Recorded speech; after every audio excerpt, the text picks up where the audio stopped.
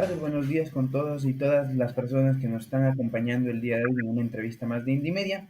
Hoy tenemos el gusto de que nos acompañe Ernesto Pazmiño para tratar el tema de lo que viene siendo la tabla de consumos que se maneja en el marco legal ecuatoriano con respecto a los consumos de drogas. Eh, Ernesto Pazmiño Granizo es doctor en jurisprudencia. Además es abogado de los tribunales de la República y también es magíster en Derecho Constitucional. También ha tenido funciones dentro del Estado como viceministro y ministro encargado de Bienestar Social, además de ser defensor público del Ecuador. Ernesto, muy buenos días. Muchas gracias por acompañarnos. Buenos días a ustedes, gracias por la entrevista, un abrazo a todos quienes nos escuchan, nos miran. Sí, gracias nuevamente como por tu compañía aquí en nuestro espacio. Reiteramos que este es un espacio abierto para quienes quieran venir a compartir su posición sobre los temas que manejen. El espacio de Indimedia es un espacio de entrevistas abierto. Ernesto, cuéntame un poco la situación. ¿Cuál ha sido la historia de esta tabla de consumos? ¿Cómo llegamos a tenerla y cómo llegamos a considerarla dentro del marco legal ecuatoriano? Bueno, las convenciones sobre drogas de la Organización de las Naciones Unidas, absolutamente todas, desde la primera convención del año 68, eh, establece de que los consumidores no deben ser criminalizados. Las convenciones de las Naciones Unidas, es decir, de la Unión de todos los países del mundo, indican que las adicciones son un problema de salud pública y obligan a todos los estados a incorporar en sus legislaciones internas normas que impidan criminalizar a un consumidor. Frente a eso, se creó en la Constitución del Ecuador del 2008, se incorporó, mejor dicho, el artículo 364, me parece, si no me equivoco, que determina dos cosas fundamentales. Incorpora en este artículo las regulaciones que ha hecho las Naciones Unidas y determina que el tema de las adicciones, es decir, el tema del consumo, principalmente el consumo problemático, es un tema de salud pública y de responsabilidad del Estado. Por lo tanto, no es un tema de la policía, el consumidor, no es un tema del Código Penal, pero lamentablemente en el Ecuador al consumidor se le mandaba preso. Era un delito porque para tú consumir droga debes tener en tu bolsillo.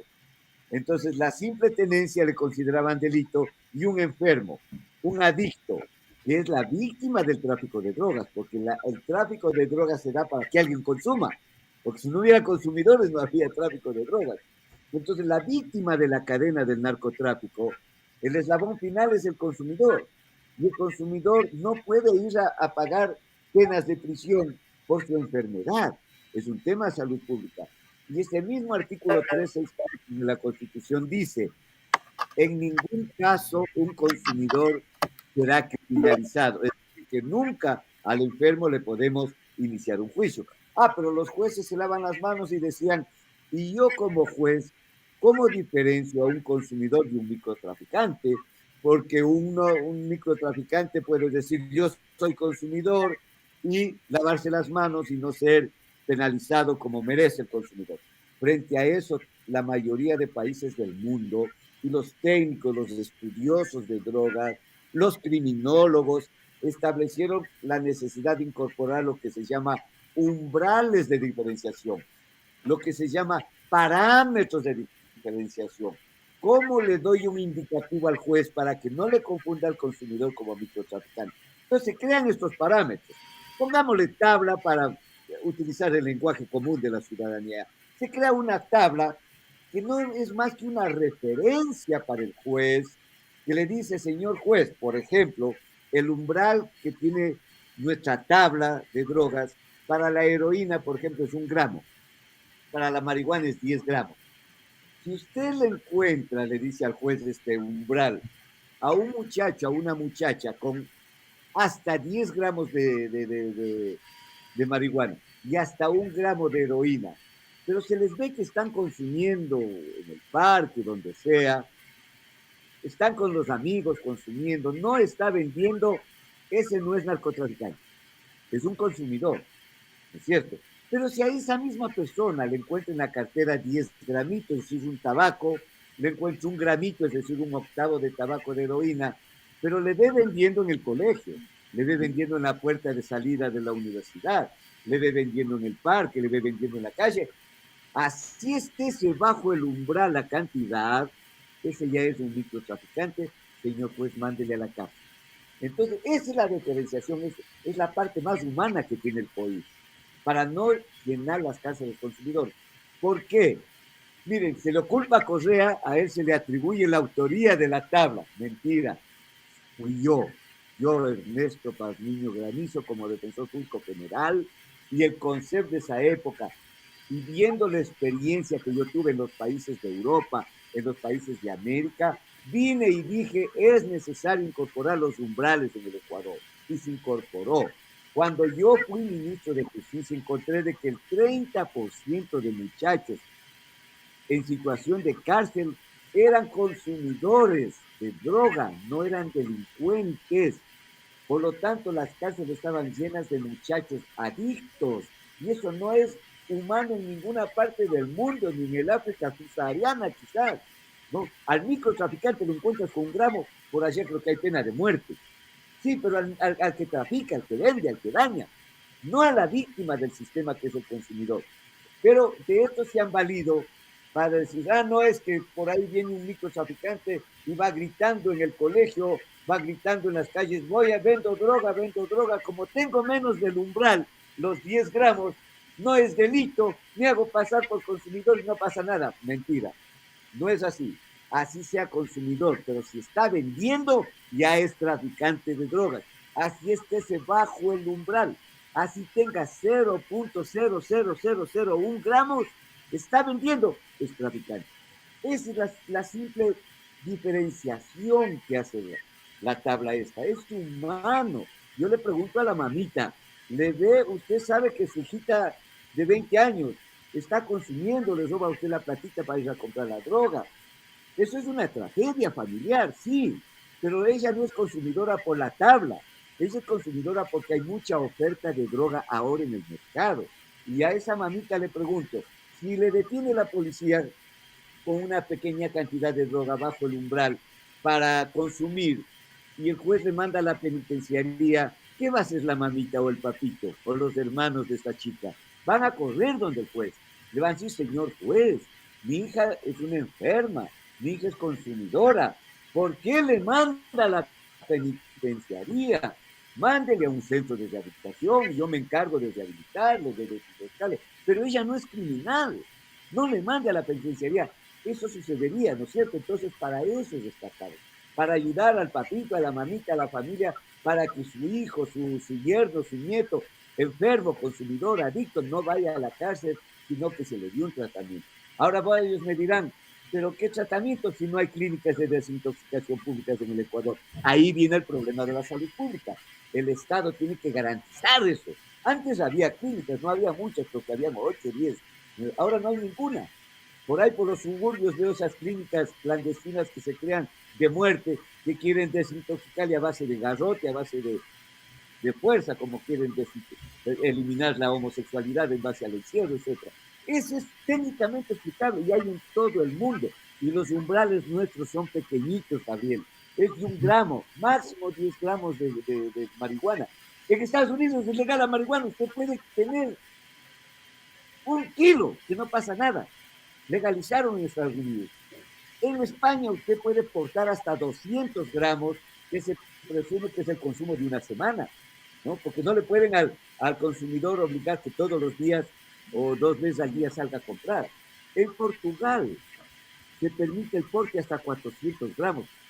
Ecuador tiene los umbrales más pequeñitos, pero algo ha servido para no llenar las cárceles de consumidores. Y otra cosa, Gabriel, estos muchachos de entre 18, 20, 22 años que caen en la cárcel por consumidores, adentro son reclutados en las cárceles por las mafias y salen en expertos sicarios, salen expertos vacunadores, salen expertos extorsionadores, salen expertos traficantes, ya salen a formar parte de la estructura criminal del microtráfico. Usted ha visto que cuando cae un sicario, Generalmente son muchachitos de 16 a 22 años, con una circunstancia y una característica común. Todos tienen antecedentes penales, todos tienen detenciones anteriores. Vaya usted a ver qué detenciones son. Son ingresos a la cárcel por consumidor. Ahí les prepararon. Entonces, si se elimina la tabla de drogas, esta espiral de violencia crece, porque volvemos a llenar la cárcel de muchachitos jóvenes, hombres y mujeres enfermos. Y una cosa que no quiero olvidarme, querido estimado Gabriel, y quienes nos ven y nos escuchan, la tabla, esta tabla de drogas, esta tabla de consumo, o tabla de porte, o umbral, como le llamemos, se hace por decreto ejecutivo. No es por ley, no está en ningún código, en ninguno. El COIF solo dice, nos referiremos, nos emitiremos a la tabla que cree el presidente de la República por decreto ejecutivo. Pero ¿qué dice Lazo? Es que Correa me dejó una tabla de drogas. Correa me dejó una tabla. ¿Y por qué no lo deroga? Si deroga en 30 segundos lo puede hacer. Guillermo Lazo Mendoza, presidente del Ecuador, decreta, artículo 1, elimínese la tabla de drogas. Y no lo hicieron. No lo hacen por dos razones. Una, por tener pretexto para culpar a otro, principalmente de que él es el culpable del narcotráfico. Un tramo no es que genere el narcotráfico, por Dios. Ya voy a explicar qué genera el narcotráfico. Y en segundo lugar, no lo eliminan porque técnica y científicamente no es aconsejable, porque se volvería a llenar las cárceles de muchachos consumidores que salen a la sociedad en expertos criminales. Eso es todo. Esa es la tabla de diferenciación. Ese es de los umbrales, los parámetros o tabla de drogas, como se llama. Es humano. Una tabla no lleva al consumo. Lo que provoca el consumo es la gran cantidad de droga que hay en las calles del Ecuador, la gran cantidad de droga que ingresa y sale del Ecuador. Esa es la consecuencia del consumo y los responsables claramente los podemos identificar. Ernesto, un poco para ir contextualizando a la gente, porque lo que se escucha mucho a nivel mediático y desde muchas posiciones políticas es que esta tabla mm, permite a los jóvenes, permite a las juventudes adentrarse en el mundo de las drogas. Nosotros quizás un poco más cercanos al tema y sabiendo, sabemos que esto no es así, pero ¿qué les dirías? ¿Cómo orientarles a esta opinión pública y hacerles entender que la tabla no hace drogadictas a las personas, sino son otras razones estructurales?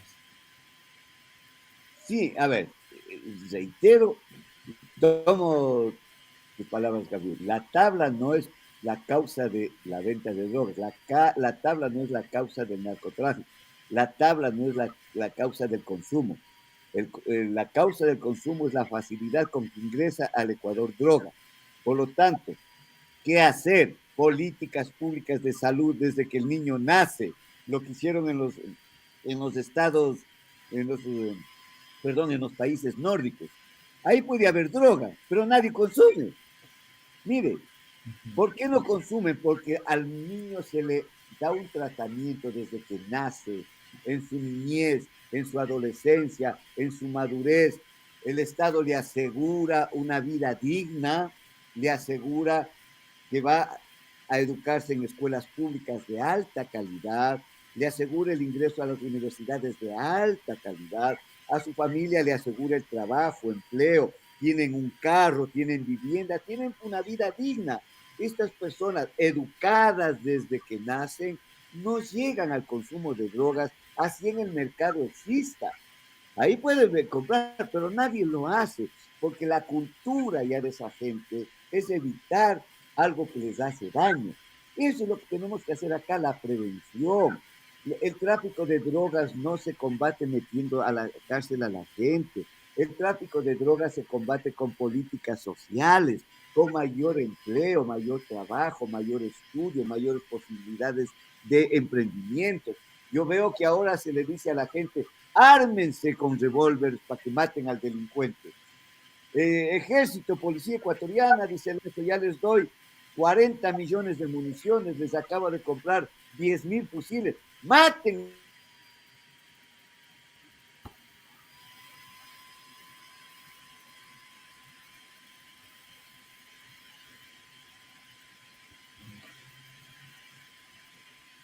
tranquilidad. Por lo tanto, lo que hay que armarle al joven, lo que hay que armarle al pueblo es de oportunidades, hay que armarle de trabajo, de estudio, de salud, más hospitales, más médicos, más medicina.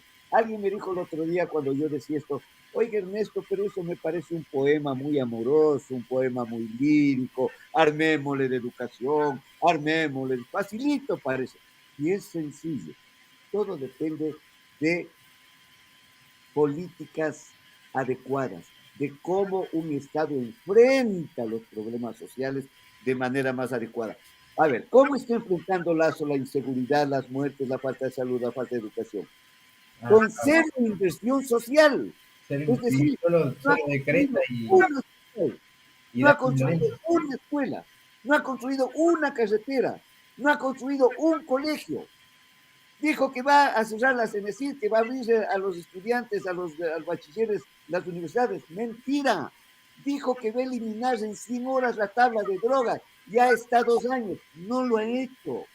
Entonces, a ver, este tema se combate, como le digo, con políticas sociales. ¿Qué pasa ahora? ¿Por qué no hay inversión si hay más dinero que antes? El petróleo está a un precio más elevado que antes. ¿Dónde está la plata?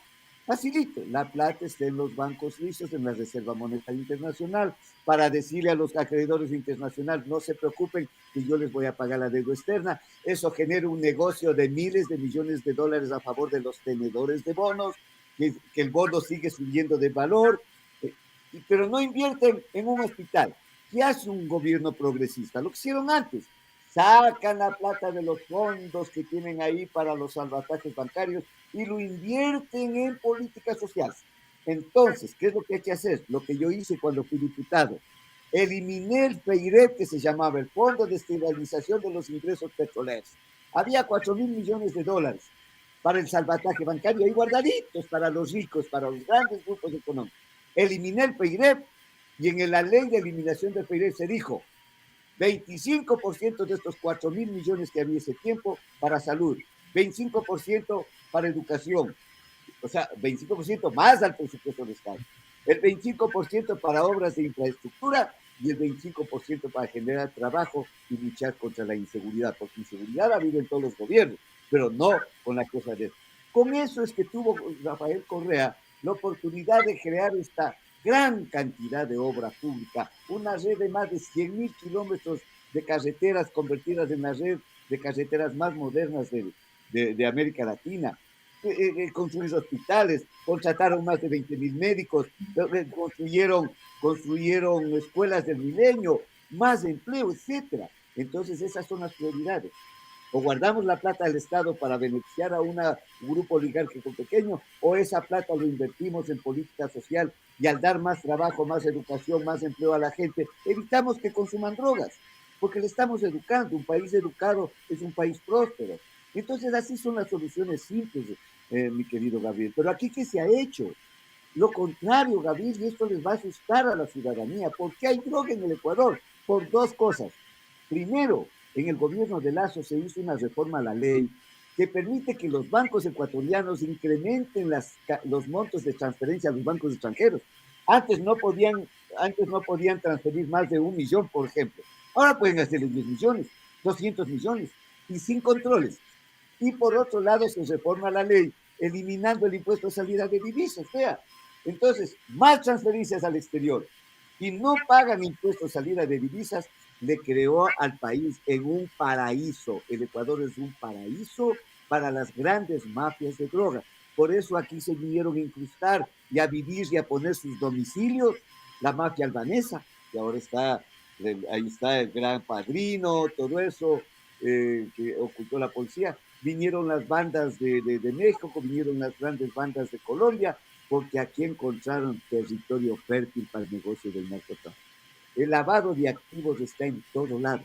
Está en los bancos, en las cooperativas de crédito, en el sector inmobiliario, esos enormes edificios que asoman de la noche a la mañana, en el sector alimenticio, en el sector productivo, en las empresas de comunicación, en todo este narcotráfico. Y está también en la policía, y está también en el ejército, y está también en el sector justicia. Vea, entonces, ahora la droga pasa de Colombia porque le eliminaron el radar, viene tranquilito de Ibarra, pasa de Tulcán a Ibarra, Quito, Santo Domingo, Babahoyo, ahí hacen las grandes galpones, y de ahí llega facilito al puerto y del puerto sale con toda facilidad. Lazo dijo que en 100 días va a poner los escáneres, ¿se acuerda? Después dijo que en 3 meses, ya son 2 años, no hay escáner, es que no les conviene. Bueno, ya no hay escáner, pongan 2.000 policías en la entrada al puerto. Hay 135.000 policías y miembros del ejército en el Ecuador. 2.000 nomás pongan. O pongamos el 1%. Pongan 1.500. Ya. Y con eso no sale la droga, ni entra al puerto y no puede salir. Pero no hacen nada. ¿Por qué, mi querido Gabriel? Porque si no se lucha adecuadamente contra el lavado de activos, contra el lavado del dinero sucio, no habrá una lucha efectiva contra el narcotráfico. Y el narcotráfico incrustado en el Ecuador genera toda esta ola de violencia e inseguridad. Más sicariatos, más vacunadores, más extorsionadores, más tráfico de drogas, más droga en el mercado, más consumidores, más oferta, más demanda. Terrible. Un escenario horroroso, perverso. Y esto no se termina, el Ecuador ya está este momento entre los países más peligrosos del mundo, con 36 muertos por cada 100.000 habitantes. Antes teníamos 5 por cada 100.000 habitantes. Ahora ya le hemos superado a México. Los países de todo el mundo alertan a sus conciudadanos, no vayan al Ecuador porque lo más seguro es que te maten. No vayan al Ecuador porque los niveles de violencia son elevados. Y las Naciones Unidas acaba de decir que el narcotráfico está metido en el Consejo de la Judicatura, es decir, fiscales, jueces, operadores de justicia, notarios, donde se hacen las escrituras de transferencia de dominio de grandes cantidades de inmuebles, etcétera, está sobre todo en la policía y en el ejército. Si los organismos que controlan el tráfico de drogas, si los organismos que deben darnos seguridad a los ecuatorianos están contagiados totalmente por el narcotráfico, ¿quién controla el país? Por Dios. Y la tragedia que veo es que ahí hay de los 8 candidatos, 6 son de Lazo, 6 son de Lazo con las mismas propuestas, nada de combate a la inseguridad con temas técnicos, sino más violencia, más armas, ármense en ecuatorianos. Y ahí escuchaba, yo recuerdo lo que el niño le decía al papá, papito, papito, si matamos a todos los malos, quedamos solo los buenos. No, mijito, quedamos solo los asesinos. Cuidado llegar a esos extremos de violencia. Ese es el escenario de inseguridad, mi estimado Gabriel, en el que vivimos. Y ahí están claritos los causantes, claritos los causantes. Claro, indudablemente, por un lado, la poca presencia, la poca acción del Estado en términos de educación y en términos de salud, en términos de trabajo, va creando esta, como tú comentas, esta bola de nieve que va arrastrando y que se va multiplicando, como tú dices, cada vez con más demanda, cada vez con más oferta, cada vez con más problemas relacionados a lo que implica el consumo y en este caso el tráfico de sustancias estupefacientes. Ernesto, uno de los ejemplos que más se busca compartir con respecto a estas experiencias europeas de nuevas formas de abordar el problema de los consumos de estupefacientes es Portugal. Portugal ha tenido esa acción destacada de como que descriminalizar estos consumos e incluso intentar que el mismo Estado, a través de las instituciones de salud, tenga un poco más el control sobre los accesos que tienen los usuarios a este tipo de sustancias. ¿Qué nos podrías contar o qué es lo que has llegado a saber del caso de Portugal y cómo podríamos aprender de él? A ver, hace poco, no tan, hace 2 años estuve yo en una convención mundial sobre drogas en Irak y tuve la suerte de compartir escenario y dar charla, nada más que se me ve el nombre este rato, es el autor de la política de drogas de Portugal, de la política moderna de drogas, es una eminencia en el tema, ¿no? Como les decía hace un momento, allá el porte de la droga es de 400 gramos y ha logrado disminuir el consumo. Escuchen esto, no es que la tabla permite incrementar el consumo, disminuye el consumo. Entonces, ¿a qué conclusión se ha llegado en estas convenciones de las Naciones Unidas sobre drogas? Se ha llegado a una conclusión certera. La guerra contra las drogas creada por Nixon y los Estados Unidos no va más. Ha fracasado en el mundo. Por lo tanto, esta estrategia de guerra contra las drogas, el único que gana esa guerra es el narcotráfico. Y lo ha ganado hasta ahora. Y ahora con los resultados graves de más muertes, más de sangre. Entonces, ¿qué hay que hacer? Cambiar la estrategia. Si algo no funciona, ¿qué hace usted? Cambia de estrategia. Entonces hay que cambiar de política. Guerra contra las drogas, botémosle a un lado. Ya no.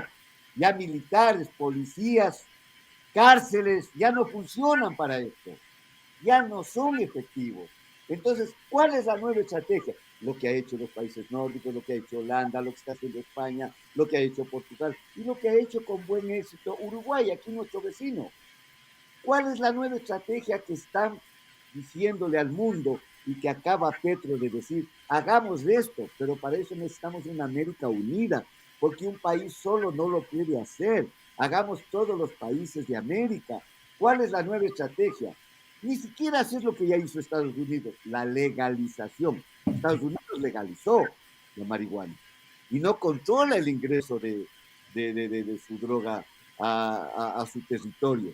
Se dice que Estados Unidos tiene una tecnología tan elevada que puede detectar el movimiento de un ratón en el desierto del Sahara, pero no puede detectar la droga que entra a su territorio. No, sí puede, pero no lo controla.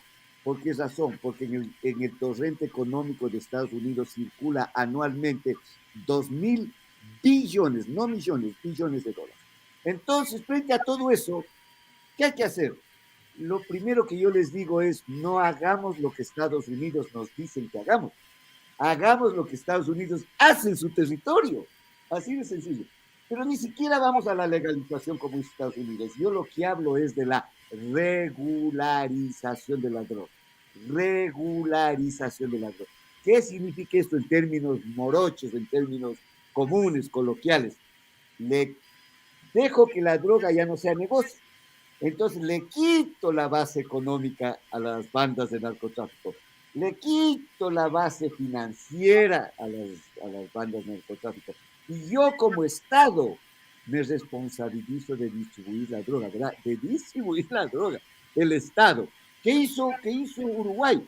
Creó farmacias populares por todo lado con psiquiatras, psicólogos, terapeutas sociales, trabajadores sociales, para que trabajen entre el consumidor problemático con la familia. Y estas farmacias distribuyen la droga a menor precio, pero droga de calidad, generalmente sin costo. ¿Para qué? Entonces el adicto que está fumando, está consumiendo droga fuerte, le voy bajando de calidad a drogas más blandas, llamémoslo así, hasta que termina con la marihuana y finalmente termina rehabilitado y ya termina de tener el vicio. Eso hace el Estado, eso es política pública de salud. Entonces, ya en Portugal, en Uruguay, ya no hay negocio de droga, porque el Estado lo asumió. Ya no hay narcocarteles, ahí no ve ninguna banda de Jalisco, ahí no ve ninguna banda albanesa, porque no es negocio, como pasó con el licor en Estados Unidos, con el Al Capone, ¿se acuerda? Que Al Capone creó todo ese nivel de violencia en Chicago y en Estados Unidos. ¿Qué hizo Estados Unidos? Legalizó el whisky, legalizó el licor y se acabó el problema. Se acabó el problema. El consumo inclusive baja, porque la gente consume lo que es prohibido. Decía Ernesto Samper que Adán y Eva se comieron la manzana, no porque es sabrosa, se comieron porque era prohibida, ¿no? Entonces, el prohibicionismo genera consumo. Hay que eliminar el prohibicionismo. No estoy diciendo, a ver, mañana salgan al parque a vender como arroz la droga. No, no, no. Regularizar. Va a ir bajando con políticas públicas del consumo hasta que no haya, como en los países nórdicos, no hay consumidores, hacia haya droga. Eso es, entonces para eso se necesita voluntad política. Pero ¿a quién le interesa el lavado de activos en el Ecuador? A los grandes banqueros, pues, a los grandes empresarios, a ellos les interesa. Entonces, aquí se necesita voluntad política, se necesita un gobierno con voluntad para cambiar las cosas. Pero ahí veo 6 candidatos de Lazo, banqueros igualmente, millonarios igualmente, que no van a cambiar del escenario. Y van a venir haciéndole creer al país de que la fuerza, la violencia, las armas, matemos a los terroristas, matemos a los narcotraficantes, eso va a solucionar. No, eso crea más violencia. Seremos en el Ecuador lo que fue México hace 14 años, seremos en Ecuador lo que fue Colombia hace 15, 20 años. No lleguemos a esos escenarios. Nosotros como ciudadanos tenemos en nuestras manos las respuestas y en una democracia participativa debemos participar para decirle, no va más la estrategia de guerra contra las drogas, busquemos una alternativa diferente. Pero para eso necesitamos políticos diferentes, mentalidad diferente y sobre todo que no haya interés económico en estos procesos de cambio de las estrategias. Así de sencillas son las cosas. Sí, esperemos que sea así, principalmente por la salud del país y por la salud de la juventud del país. Justamente necesitamos que la forma en la que el Estado, en la que la sociedad está abordando este problema, se transforme hacia respuestas más válidas, ¿no? Como hemos visto, hay experiencias que dan cuenta de que un cambio en la voluntad política, un cambio en la forma de asumir este problema, va generando mejores resultados.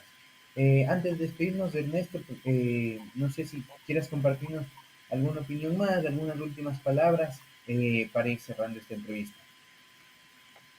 Me estaba acordando también de otro tema para ir destruyendo esta falacia, esa mentira de que la tabla de drogas es la que genera el consumo. Ya quedó claro de que el gramito, el 10 gramos no genera consumo, es la gran cantidad, la gran oferta que hay de droga en el Ecuador por la permisividad del Estado. La Corte Constitucional, en la sentencia, por aquí le tenía anotado, 7, raya 17, raya CN, slash 19, con ponencia del juez Enrique Herrería Bonet, un juez social cristiano, de derecha.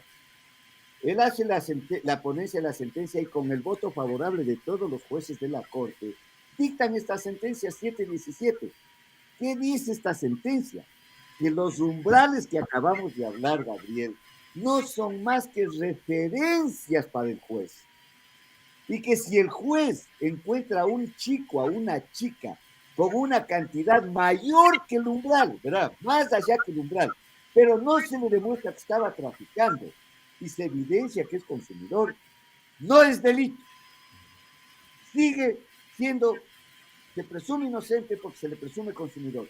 Mire, la Corte Constitucional, el más grande órgano de justicia constitucional del Ecuador, dice que una persona que esté por sobre el umbral, no solo por eso ya es delincuente.